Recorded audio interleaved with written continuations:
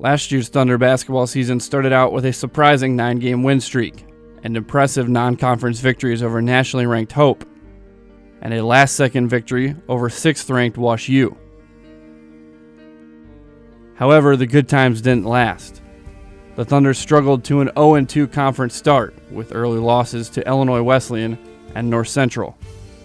Wheaton rebounded to win 11 of its last 12 conference games to finish in a second-place tie with North Central. Wheaton's success earned the Thunder an at-large bid to the NCAA tournament for the second consecutive season. After rallying to hold off St. Norbert at the buzzer in the tournament's opening round, Wheaton's season came to a close with a second-round loss at top-ranked St. Thomas.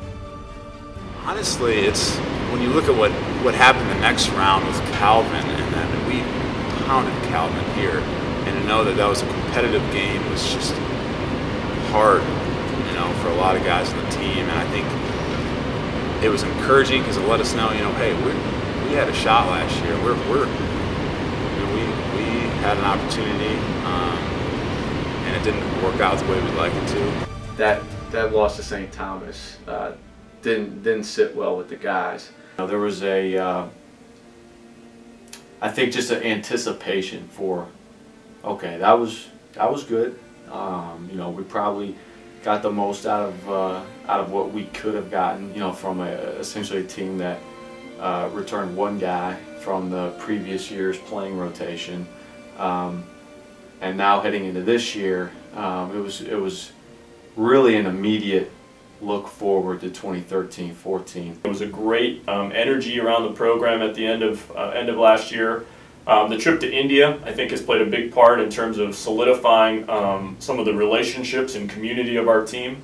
Those trips, because we traveled together, and there was some tough work involved there, and the relationships just simply deepened because of that trip, and so that part was exciting. So yeah, I think there's the sense coming back that this team has a chance to do some unique things that you don't have the opportunity to do every year. Well, the India trip was a great experience, and I think it definitely gave us a different context to kind of grow as a team. Working in a lot of tough situations over there, it was really different. We were stretched in our faith, and I think just being in that situation allowed us to grow in our relationships with the guys on the team in a lot of different ways that we weren't able to necessarily experience here. I can just tell by the way the guys are interacting with each other, open gyms, the comfortableness with one another is at a higher level than it was last year. Guys are closer, and not only closer off the court, but that transfers onto the court. At Wheaton, things are a little different here. A lot of teams take those trips. But we always do it as a missions trip. We always do it in connection with some ministry organization, either to do a work project or to present the gospel in addition to playing the basketball game. So basketball really takes a back seat on the trip. We do it, but for India, for example, the basketball wasn't very competitive, and so from a pure basketball standpoint, we don't know that we benefited a ton. But the shared experience and the reminder that at a place like Wheaton, we have a little higher calling than just trying to win basketball games. Since day one of me being in this program, I've noticed that we're playing for something bigger than just wins. Yeah, we want to win, but it's more than that. It's being on a platform and being able to demonstrate the fact that as Christian men, we're living out what it means, to be a Christian and live and act like Christ. Basketball is important, but the Lord comes first, and how you honor the Lord through the game of basketball and through the talents that He's blessed you with and given you. That's what's most important when it comes to Wheaton basketball. Wheaton returns much of its core from last season's 21-win team.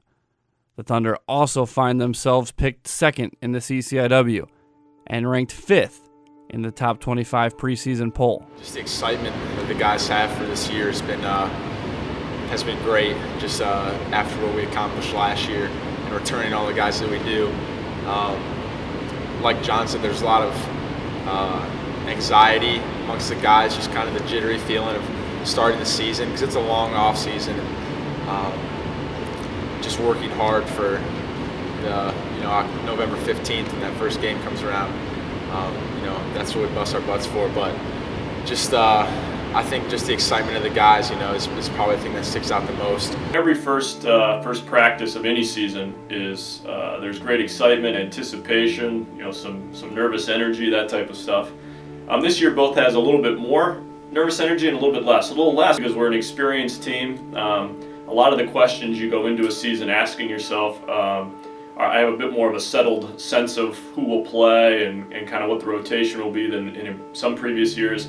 But also we have much greater expectations, so there's also that some anxiousness and anxiety just about trying to meet expectations and realizing you have a unique opportunity to have a good year. For me personally, I mean, senior year, you realize this is your last go at accomplishing a lot of things that you want to accomplish. And for me, coming to Wheaton was my main goal is to win a national championship, and I really thought that coming to Wheaton, we had the opportunity to do that. And last year we were a young group of guys, but like I said, we accomplished a ton. We were really close to getting to the second round NCAA tournament, but this year returning a lot of guys, you know, senior year, just realizing that you kind of got one more shot to make that happen. Last year I was part of the team, but I didn't feel like I could put in work with them. You know, I was there, I could talk to them, help them out in that way. As far as being in it with them is something that I couldn't do last year. Being able to even do that this year is gonna be great. I'm so excited for it. Really. I think what we have an advantage once we start playing games. We so quickly start playing good teams that I don't know that complacency will last very long. I think if it exists, we're going to lose, and that usually changes it. So I'm not as concerned about once we get to games as I am between now and then, the next 30 days. How hard are we willing to practice? What's our willingness to sacrifice to make sure we get off to a good foundation for the season? There are guys in our program, on our team, that we are anticipating and expecting to make strides, you know, to make the next step from being a freshman contributor to being a sophomore contributor, but even in a bigger way. You know, the same thing for sophomores and juniors, same thing from juniors to seniors. We're looking for everybody to take a step, just like every other team in the league is going to be. Having a schedule like we have really does prepare us. I mean, every night, essentially, we're going in against teams that, you know, are some of the top-ranked teams in the country. And best teams you're going to see in March, like you said, and I think that just the mentality is you got to bring it every night. You could get beat, and it kind of puts a lot more on the line because every game is that much more important. You can't just walk in and, you know, it's not a cakewalk. So just gets your mind where it needs to be. I can't fathom there are too many programs in the country that will have a harder schedule than the one we have. When you consider that we are going to play, you know, at the Worcester tournament, you're going to play Calvin and Hope. We're going to play at Wash U. We play Chicago. You know, we play Northwestern. We'll play Spalding. These are 20-win teams that made the NCAA tournament last year. So, very, very difficult schedule. But the truth of the matter is there's two things that happens. One, it's hard to get people to schedule, so a lot of times the best teams end up playing each other because nobody else will. So there's that little dynamic. And two, I see no reason to try to protect anything. We're going to pursue something. And so if we're going to compete to win our league, compete to make the NCAA tournament, we eventually have to play good people, so let's just play them. The first thing is we got to get ready. Like now, you know, there's no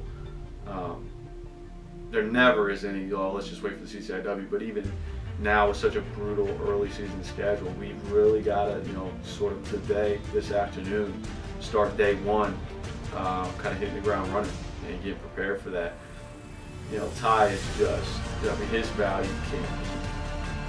really can't be overstated. He's extremely valuable in the same sense that Nate Haynes is.